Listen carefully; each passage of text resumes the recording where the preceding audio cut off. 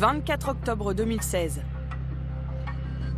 Un A380 de British Airways décolle de San Francisco, direction Londres. À son bord, 388 passagers et 25 membres d'équipage. Mesdames et messieurs, bonsoir. Bienvenue à bord de ce vol pour Londres Heathrow. Peu de temps après, le commandant de bord appelle le contrôle aérien. Voici l'enregistrement de leur conversation.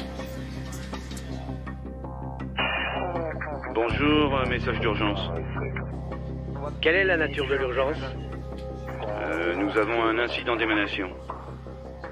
Pouvez-vous répéter la nature de l'incident?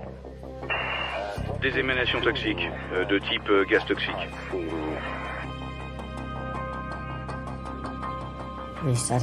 On a senti une odeur étrange de chaussettes sales, de chiens mouillés.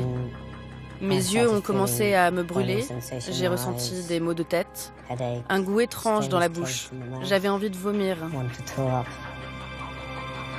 Une passagère s'inquiète du comportement inhabituel de l'équipage. J'ai demandé au chef de cabine ce qui se passait. Il m'a répondu que tous les membres de son équipe tombaient les uns après les autres. Certains de mes collègues étaient sur le point de s'évanouir. D'autres étaient désorientés. Ils disaient ou faisaient des choses totalement incohérentes.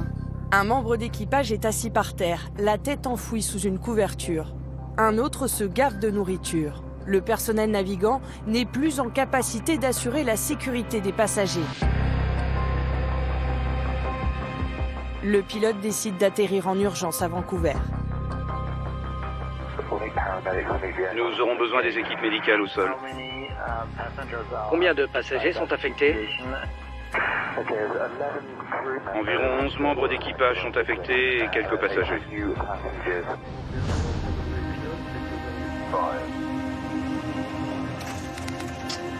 Dès son arrivée, l'appareil est encerclé par les véhicules de secours. Il y avait des équipes d'urgence qui nous attendaient. Les lumières flashaient dans la nuit. Et là, les pompiers sont montés à bord avec leurs combinaisons et leurs masques à oxygène. Nous étions terrifiés à l'idée que quelque chose qu'ils ne voulaient pas respirer nous avait empoisonnés. L'équipage subit des examens à l'hôpital.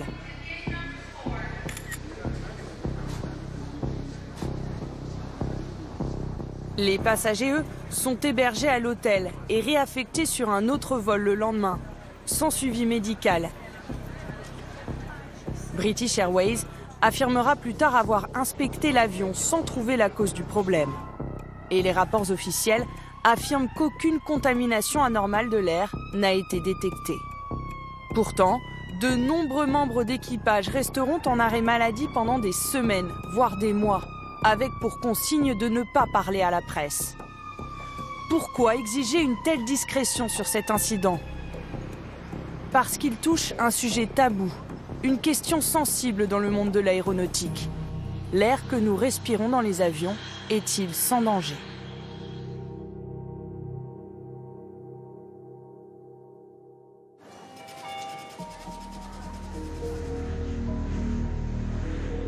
Les 11 millions de passagers qui prennent chaque jour l'avion ne le savent pas, mais l'air qu'ils respirent dans la cabine arrive directement des moteurs. À plus de 10 000 mètres d'altitude, l'air extérieur est irrespirable et glacial, jusqu'à moins 55 degrés.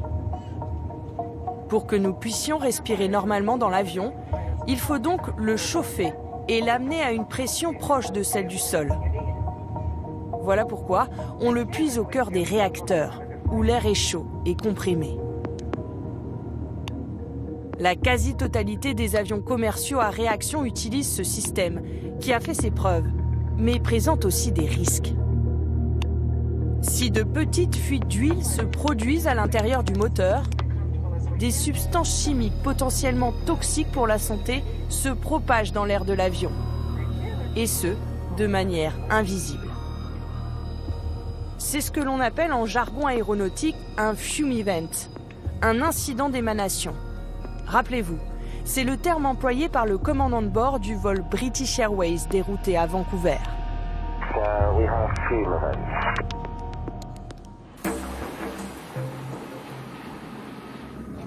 Il est difficile d'avoir des statistiques fiables sur la fréquence des fume events, car ils ne sont pas toujours détectés ni répertoriés. Ils sont suffisamment rares pour que les passagers aient peu de risques d'être intoxiqués, mais suffisamment nombreux pour que les pilotes, hôtesses et stewards qui travaillent au quotidien dans les avions puissent subir des expositions répétées. Et certains d'entre eux estiment qu'un fume event de trop leur a laissé des séquelles à vie.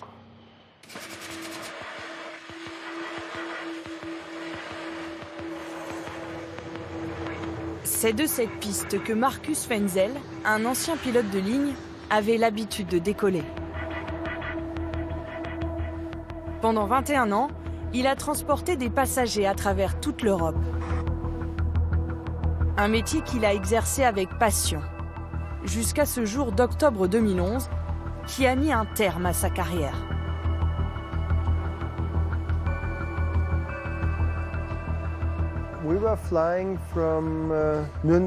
C'était un vol Nuremberg-Londres. Nous avons senti une odeur désagréable dans l'appareil. Je suis allé à l'arrière de la cabine et je l'ai sentie. Elle était très intense. Quand je suis revenu vers l'avant, au moment de donner le code d'accès au copilote pour pouvoir entrer dans le cockpit, mes jambes étaient si faibles que j'ai failli m'écrouler. Marcus Fenzel ne se sent plus en état de piloter l'avion. Il confie les commandes au copilote. J'étais incapable de quoi que ce soit. Je n'arrivais plus à penser ni à répondre aux questions du copilote parce que mon cerveau ne fonctionnait plus correctement. J'avais l'impression d'être saoul, comme si j'avais bu une bouteille entière de vin rouge. C'était effrayant. L'avion se pose sans encombre. Mais Marcus Fenzel ne se remettra jamais de ce vol. Lui qui était brillant et sportif, voit ses capacités physiques et mentales considérablement diminuer. Il a l'impression d'avoir pris 40 ans d'un coup.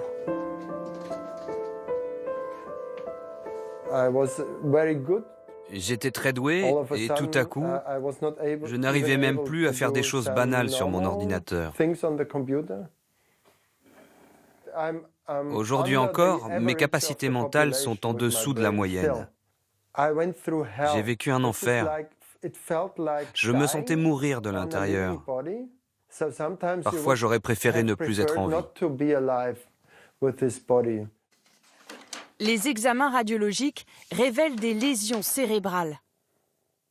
La médecine aéronautique déclare Marcus Fenzel inapte. Le commandant de bord ne pourra plus jamais piloter. La compagnie n'a jamais reconnu le lien entre l'état de santé de son pilote et l'incident en vol. Mais elle continue de lui verser son salaire sans exiger de travail en retour.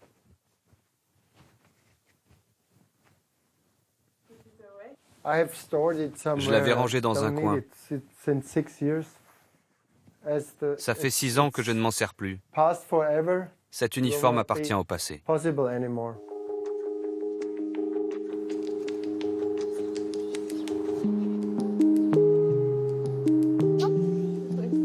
Comme Marcus Fenzel, la vie de Catherine Barry-Schweller a basculé après un incident d'émanation.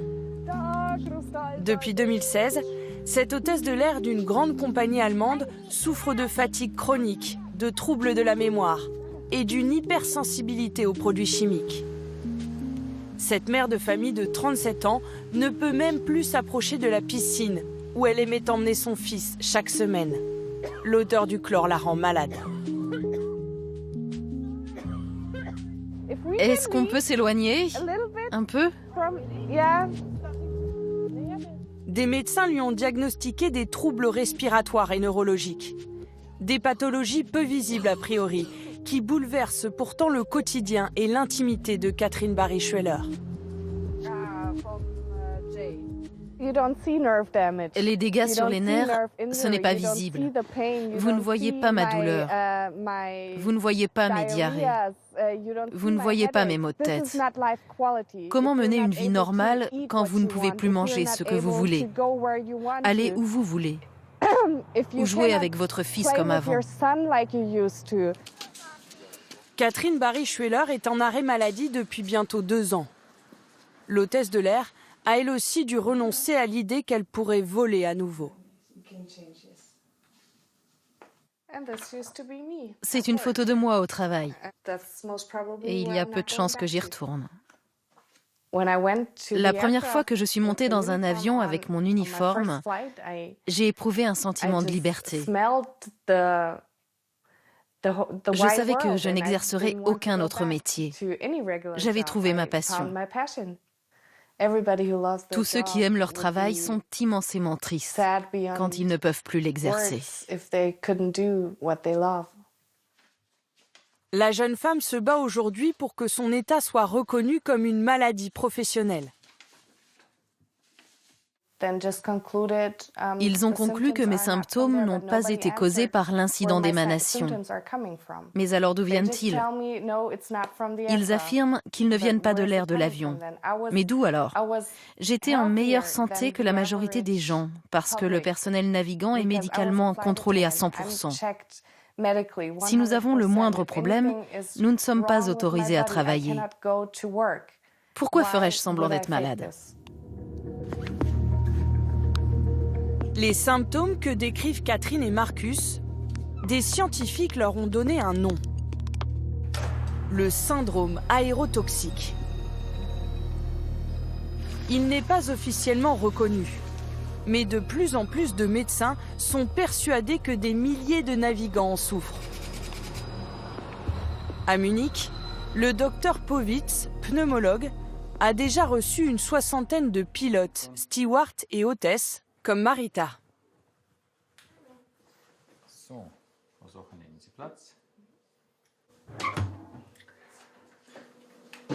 Mettez votre bouche sur le tube, s'il vous plaît, et respirez normalement. Maintenant, inspirez profondément et expirez d'un coup. Inspirez profondément et expirez fort jusqu'au bout. Depuis 1 an, le docteur Powitz suit cette patiente pour des problèmes respiratoires. J'ai connu des hauts et des bas ce dernier trimestre. Je ressens toujours cette fatigue intense qui ne me quitte pas et je manque de force. Il faut faire des analyses complémentaires pour voir si ces substances sont toujours présentes dans votre corps. Merci beaucoup. De rien. Bon rétablissement. On se revoit bientôt. Je vous appelle. Merci. À chaque fois, le docteur Powitz a observé des symptômes similaires chez ses patients victimes d'un incident d'émanation. Donc ces gens ne sont pas fous. Évidemment qu'ils ne sont pas fous. Ils n'ont pas perdu la tête. Ce n'est pas juste un ressenti. Ce sont des signes cliniques objectifs que moi et d'autres médecins pouvons identifier. Si les patients du docteur Powitz ont bien été intoxiqués, par quoi l'ont-ils été ? Quelles substances chimiques peuvent contaminer l'air des avions ? Nous avons réalisé nos propres mesures à bord de 2 appareils. L'un a déjà subi plusieurs incidents d'émanation. L'autre a été choisi au hasard. À l'aide de lingettes fournies par un laboratoire indépendant, nous avons prélevé des échantillons de poussière. Si la cabine est contaminée par l'huile des moteurs, on trouvera dans ces poussières les molécules chimiques qui en trahissent la présence.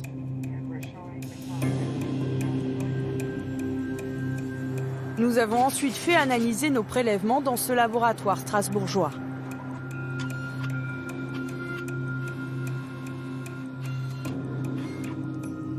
Et les résultats se révèlent sans appel pour les 2 échantillons. Celui de l'avion sujet au Fume Event et celui pris au hasard. Nous avons pu mettre en corrélation l'huile de moteur d'avion et la signature laissée par cette huile sur les lingettes. Donc ça signifie qu'il y a eu à un moment donné une contamination de ces surfaces par l'huile de moteur d'avion. C'est une huile comme celle-ci, censée rester dans les moteurs, qui a donc contaminé la cabine des 2 avions. Une huile que ni les passagers ni le personnel navigant ne devraient respirer, car ce produit est toxique et peut provoquer, comme l'indique sa notice, maux de tête, vertiges, somnolence, nausées, et autres effets sur le système nerveux central. Une substance inquiète tout particulièrement ce chercheur, le tricrésylphosphate. Les organophosphorés dont font partie le tricrésylphosphate sont des composés qui sont connus pour leurs propriétés neurotoxiques et donc ils vont modifier le fonctionnement du système nerveux central et périphérique. Jusqu'à quel point cette substance est-elle dangereuse pour la santé ?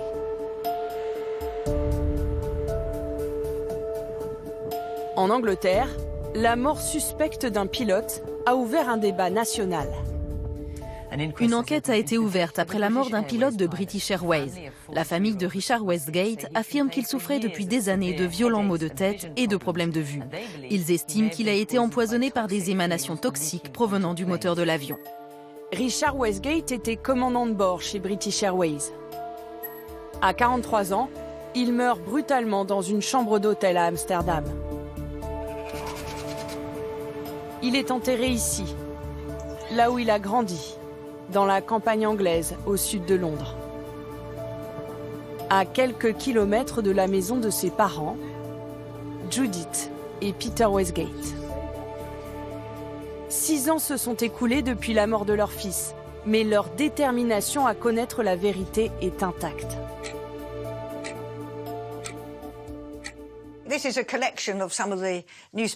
Ce sont les articles de presse publiés après la mort de Richard et dans les 5 ans qui ont suivi.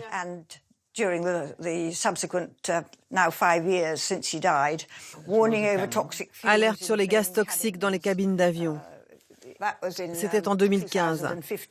Mais les gens ne semblent pas écouter. Ça, c'était l'année dernière, quand le sujet est revenu sur le devant de la scène. Richard a vraiment eu une fin de vie misérable, parce que personne n'arrivait à mettre un nom sur ce dont il souffrait.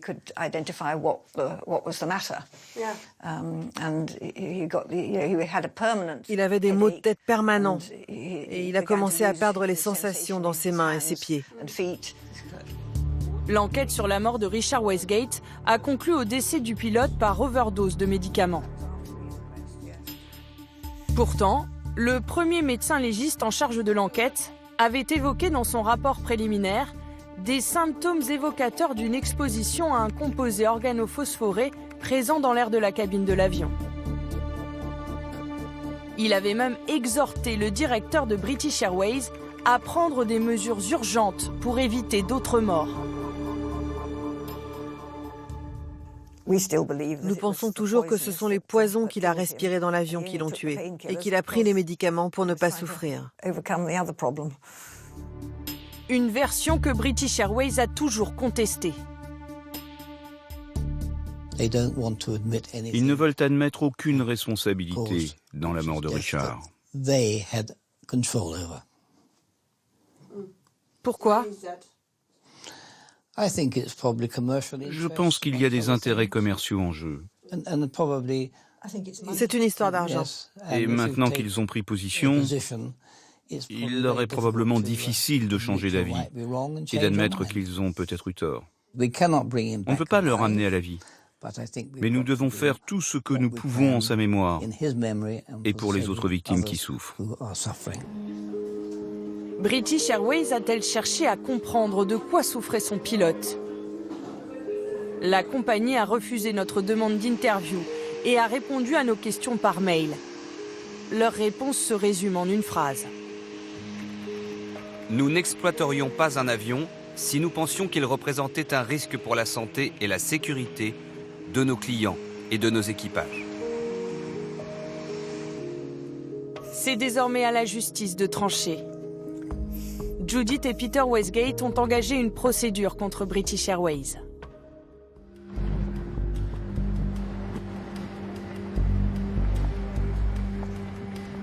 En Angleterre, plus de 150 membres d'équipage ont attaqué leur employeur avec l'aide de leur syndicat. Un combat judiciaire que d'autres ont aussi lancé en France, en Allemagne, aux Pays-Bas, au Canada ou en Australie. Ces procès pourraient être désastreux pour l'image des compagnies aériennes et pour leurs finances. Mais auront-ils seulement lieu ? Nous avons découvert que par le passé, des plaintes avaient été retirées en échange de compensations financières. Pour faire entendre leur voix face à leurs riches et puissants adversaires, les militants pour la reconnaissance du syndrome aérotoxique ont employé les grands moyens. Ce thriller anglais digne d'Hollywood ambitionnait de sensibiliser le grand public aux problèmes de l'air contaminé. Je préfère la mayonnaise. Merci. Trouve-moi quelle merde il y a là-dedans. Sorti au cinéma en 2015, il a été entièrement financé par des syndicats de navigants, des passagers et des malades.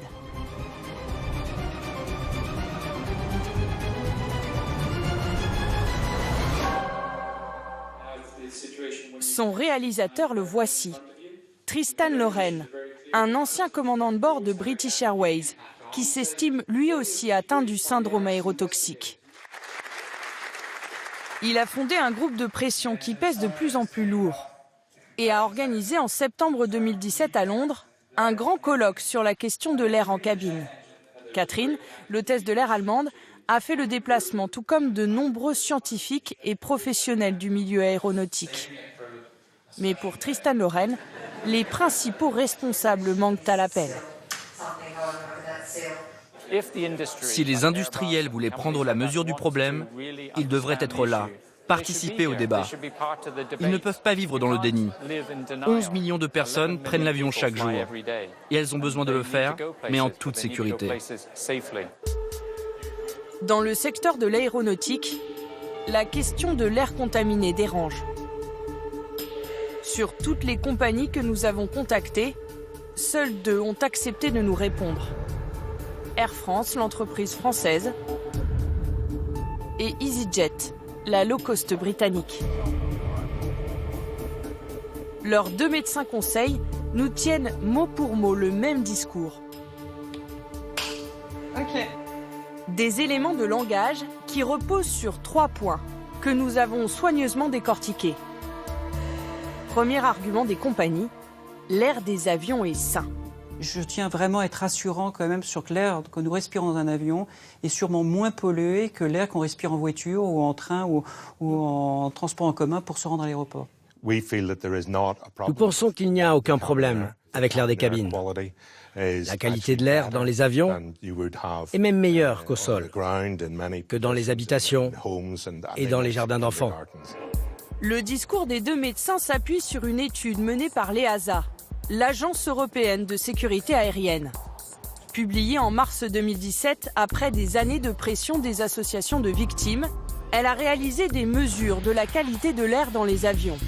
Elle confirme que les appareils ont bien été contaminés par de l'huile moteur, mais à des seuils jugés inoffensifs pour la santé. Aucune mesure n'a atteint un niveau critique ou inhabituel pour un environnement clos. Mais pour de nombreux scientifiques indépendants, il manque un point crucial. Les avions n'ont pas été testés pendant un incident d'émanation.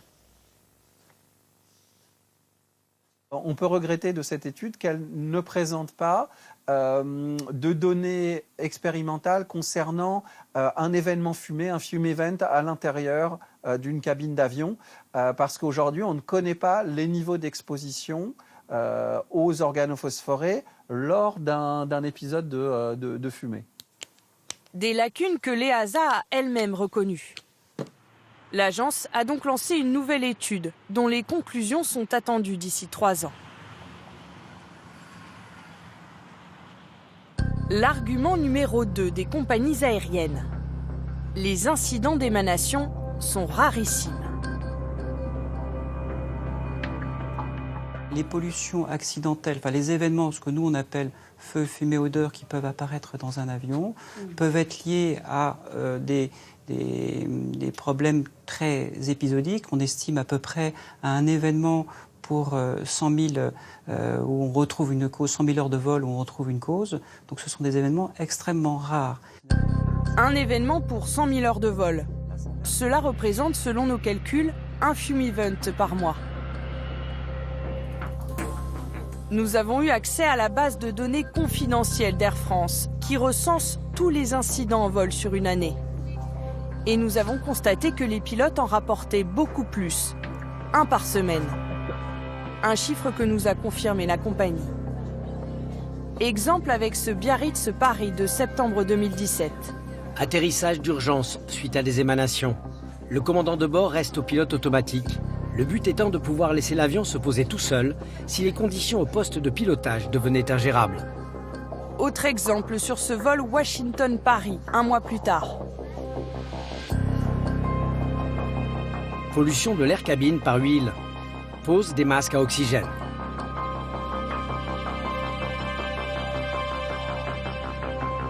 Pour le syndicat majoritaire des pilotes de ligne d'Air France, ces incidents seraient en réalité beaucoup plus nombreux. Mais ils ne feraient pas systématiquement l'objet d'un rapport par les pilotes. Le problème a tellement été caché, tu au sein de la compagnie, qu'il y a finalement assez peu de gens qui sont conscients de la dangerosité des émanations d'odeurs qu'on peut subir en cabine lorsqu'elles arrivent. Et on pense que le nombre de rapports est sous-estimé, c'est une évidence. Troisième argument mis en avant par les compagnies. Lorsqu'un fume event survient, l'avion est pris en charge par la maintenance.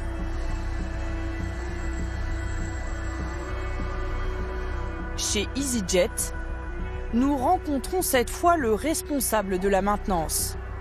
Il affirme que chaque incident est pris très au sérieux. À chaque fois qu'un incident se produit, nous encourageons nos équipages à rédiger un rapport. Et nous immobilisons l'avion afin d'identifier la source du problème. Nous nous sommes procurés plusieurs documents internes à EasyJet. Et nous avons constaté que plusieurs incidents d'émanation se répétaient sur les mêmes avions. Exemple avec un appareil comme celui-ci, immatriculé GEZWI. Le 24 septembre 2017, l'appareil effectue 6 vols en Europe. Ce jour-là, un premier fume event est signalé par l'équipage. Le lendemain, un deuxième incident se produit sur le même appareil. La maintenance détecte une fuite sur le générateur auxiliaire qui est arrêté.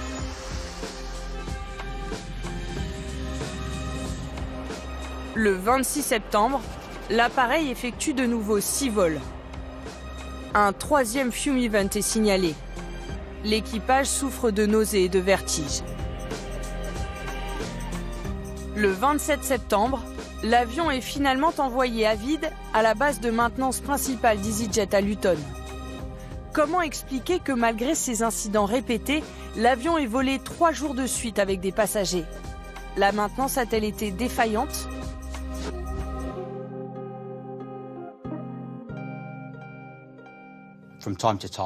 De temps en temps, et je ne peux pas contester vos informations, nous avons des incidents dont nous avons des difficultés à trouver la cause.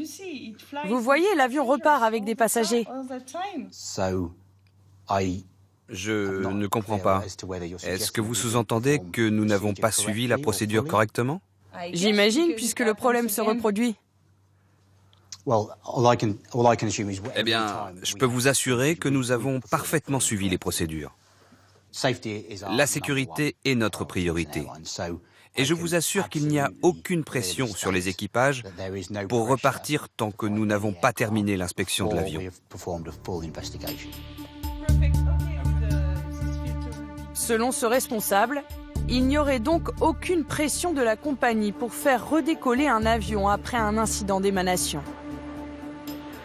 Un pilote d'EasyJet, qui souhaite rester anonyme, accuse lui sa compagnie de penser avant tout à sa rentabilité. Eux, ils sont prêts à tout pour redécoller l'avion. Tout ce qui les intéresse, c'est faire décoller l'avion. Par tous les moyens possibles. Et puis, chez EasyJet, la flotte est à flux tendu. Il n'y a pas suffisamment d'avions de réserve. Et le moindre grain de sable, donc d'un avion arrêté de vol, a un effet boule de neige excessivement important qui engendre des coûts astronomiques. La santé de l'équipage et des passagers, ça n'a pas l'air d'être leur première priorité. Ça a l'air d'être simplement de faire le vol suivant et de ne pas annuler le vol suivant. Le souci, c'est qu'il y a des passagers dans l'avion et des équipages. C'est pas des drones, quoi. On transporte pas des moutons, quoi.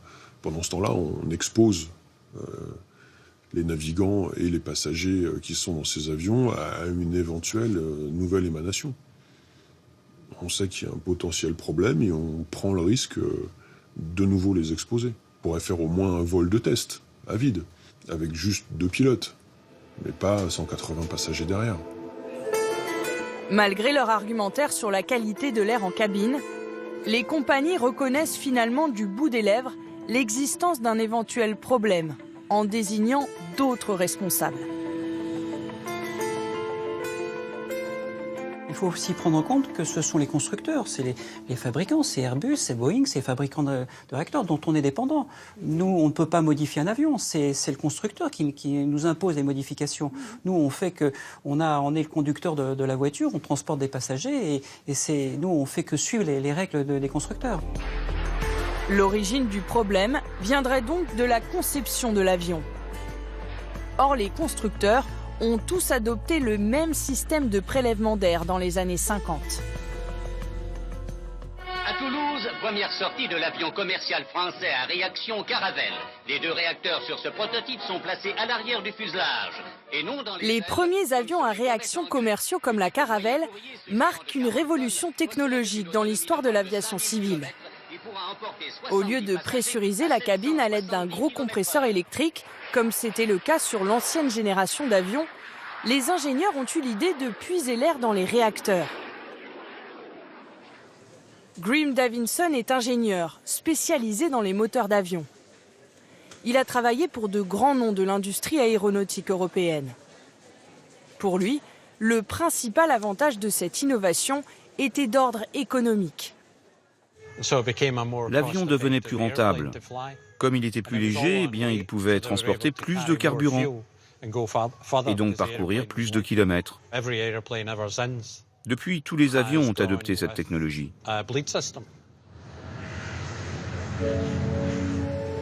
Un système contre lequel une avocate américaine est entrée en guerre. Au nord-ouest des États-Unis, Seattle a longtemps abrité le siège de Boeing, le géant américain de l'industrie aéronautique.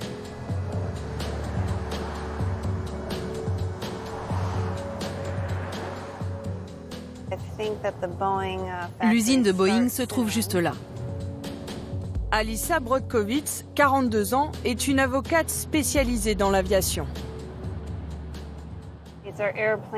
Ces avions parcourent le monde. Ils transportent les citoyens du monde entier. Boeing appartient à l'histoire de Seattle et a contribué à sa croissance.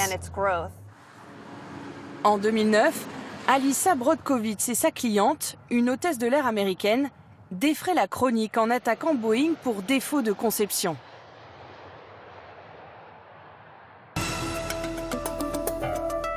Y a-t-il un défaut dans la conception des avions de Boeing qui rendrait passagers et équipages très malades?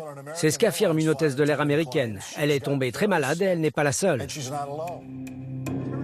L'hôtesse de l'air et son avocate obtiennent du géant américain un accord à l'amiable, dont le montant reste secret. Boeing évite le procès. Mais entre-temps, Alissa Brodkowitz a eu accès à des milliers de documents confidentiels. Elle découvre alors que dès 1953, le constructeur avait clairement identifié le problème de l'air contaminé, comme le prouve ce rapport interne, qui souligne que les potentiels effets toxiques de la contamination restent inconnus. D'autres documents internes confirmeront ces inquiétudes, mais le problème persiste. Au point qu'en 2007, 54 ans après la publication du premier rapport, un cadre de chez Boeing tire la sonnette d'alarme dans ce mail. Je crois que nous attendons une pierre tombale, avant qu'un haut responsable ne se préoccupe du sujet.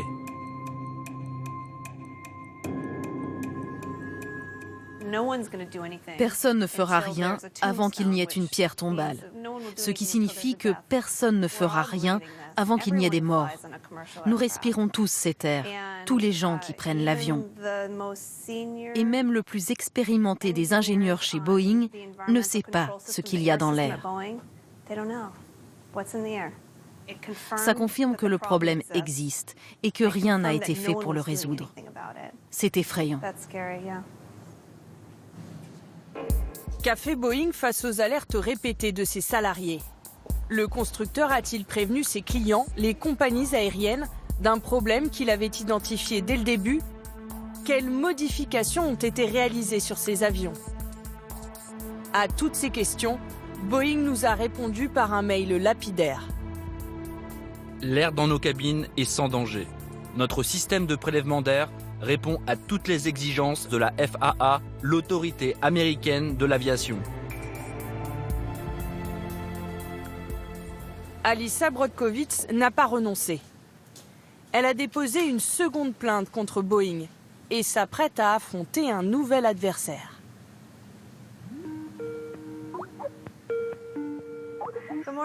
Bonjour tout le monde. Bonjour Alissa. Merci de participer à ce séminaire.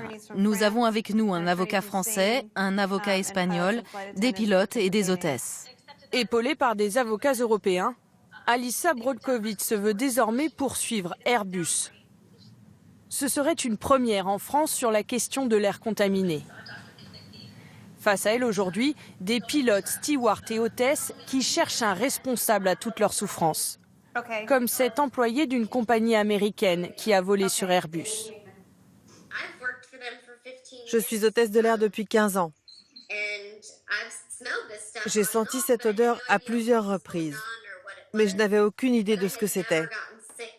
Je n'ai jamais été aussi malade que depuis le mois de juin.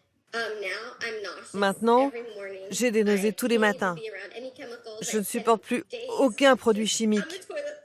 J'ai passé des jours dans les toilettes à vomir. J'ai des maux de tête quotidiens. Je n'ai que 38 ans et tout est devenu compliqué pour moi. Je suis désolée de ce que vous traversez. C'est un cauchemar de monter dans un avion en bonne santé et d'en descendre malade. Il n'y a aucune garantie que nous gagnons cette affaire. Ces dossiers sont très difficiles, très pointus techniquement, et nous faisons face aux plus riches et aux plus puissantes firmes du monde. L'avocate américaine veut convaincre les juges français que les avions construits par Airbus, comme ceux de Boeing, présenteraient un problème de conception. C'est sa conviction et elle ne mâche pas ses mots. Il est temps qu'Airbus rende des comptes. Depuis 50 ans, Airbus a refusé de reconnaître une mauvaise conception du système de prélèvement d'air. Celui qui rend les gens malades et peut ruiner des vies entières. Il est temps que cela change. Nous aurions aimé faire réagir Airbus à ces graves accusations. Mais le constructeur a refusé notre demande d'interview et nous a répondu par mail. Il nie toute contamination de l'air par le moteur et rappelle, exactement comme Boeing, les avions d'Airbus respectent toutes les réglementations en matière de qualité de l'air et fournissent les meilleurs standards possibles. Les constructeurs se réfugient derrière la réglementation. Mais va-t-elle assez loin? Pour l'instant, elle n'impose ni détecteur de produits chimiques à bord, ni filtre spécifique aux substances contenues dans l'huile moteur. Mais le lobbying des associations de victimes semble porter ses fruits. Lors de notre interview, le responsable de la maintenance d'EasyJet nous a affirmé vouloir équiper sa flotte de détecteurs et de filtres, tout comme Air France. Nous travaillons à améliorer le système de filtration pour qu'aucun contaminant ne pénètre dans la cabine. Quand seront-ils installés? Nous espérons être en mesure d'installer ces filtres d'ici 2019, mais ils sont encore en développement. Ces filtres seront-ils efficaces? Et combien de temps faudra-t-il encore pour les mettre au point? Aucun des industriels proposant ces solutions n'a accepté de nous parler. Modifier les appareils existants coûterait des millions d'euros. La seule autre option serait de concevoir différemment les avions. En juin 2017, Airbus a testé un nouveau système de pressurisation et de climatisation. Sur cet avion, l'air n'est plus prélevé dans les moteurs, mais le long du fuselage, à la base des ailes. Mais il ne s'agit là que d'un prototype. Son concurrent américain Boeing a pris une longueur d'avance en lançant dès 2011 le 787 Dreamliner, le premier et unique appareil en service à ne plus puiser l'air de la cabine dans les réacteurs. Officiellement, ce changement n'a rien à voir avec les incidents d'émanation. Le constructeur affirme seulement vouloir améliorer la qualité de l'air pour le confort des passagers. Aujourd'hui, il n'y a que 644 Dreamliner sur les 26 000 avions de ligne en circulation. Il faudra encore des décennies avant que le parc aéronautique mondial soit renouvelé. D'ici là, les centaines de milliers de navigants à travers le monde continueront à être potentiellement exposés à des substances dangereuses pour leur santé.